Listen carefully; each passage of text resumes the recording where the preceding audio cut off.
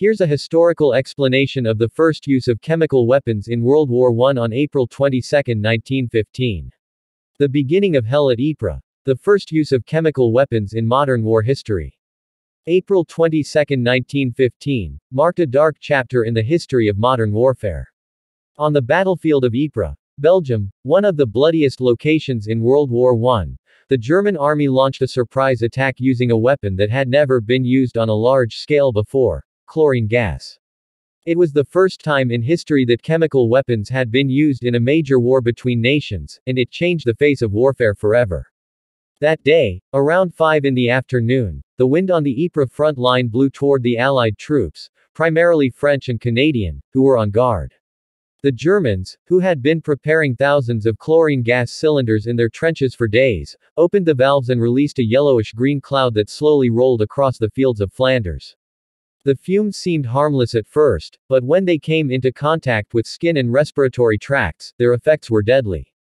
Chlorine gas reacts with moisture in the human lungs to form hydrochloric acid, which burns the tissues in the body.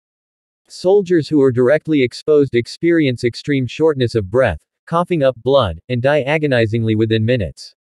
The attack killed around 6,000 soldiers in just a few hours. Many of them died not from gunfire or explosions, but from suffocation from the air that should be a basic human right. The use of chemical weapons immediately sparked international condemnation. In fact, at that time there were already the Hague Conventions of 1899 and 1907 which prohibited the use of poison gas in warfare. However, World War I was a terrible experiment for military technology, and humanitarian rules were often ignored in the name of victory. After the attack on Ypres, the Allies quickly developed and retaliated with their own chemical weapons, creating a chemical arms race that lasted until the end of the war. The psychological impact of the attack was enormous. Soldiers became more afraid of gas than bullets or cannons. They had to wear gas masks in uncomfortable conditions, even while sleeping or fighting in muddy trenches. Gas not only injured the body, but also destroyed the fighting spirit. Even after the war ended, thousands of veterans suffered long-term effects, including blindness, permanent lung damage, and deep psychological trauma. The Battle of Ypres and the use of chlorine gas there became a symbol of the absurdity and brutality of modern warfare. It showed how far humans could go in creating a tool of mass murder, even when the primary victims were fellow human beings.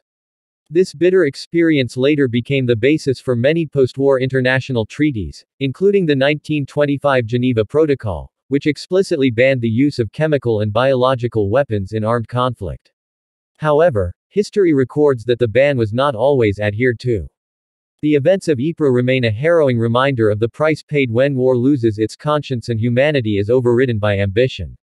Ypres is more than just the name of a small Belgian town, it is a silent monument to the thousands of first victims of chemical weapons, and a silent witness to a dark moment in human history.